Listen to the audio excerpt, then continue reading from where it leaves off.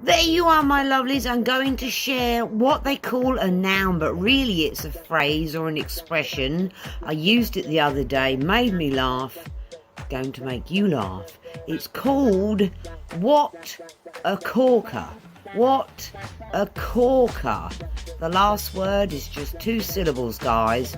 Cork and What a corker. What on earth does this noun mean?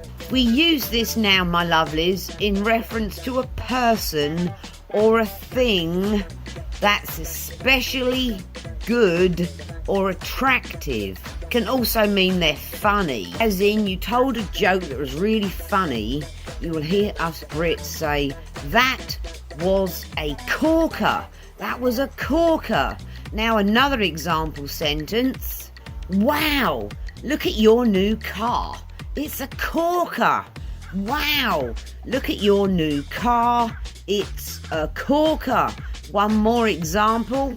She told a right corker of a story about her parents' business, i.e. stuff she shouldn't have been saying.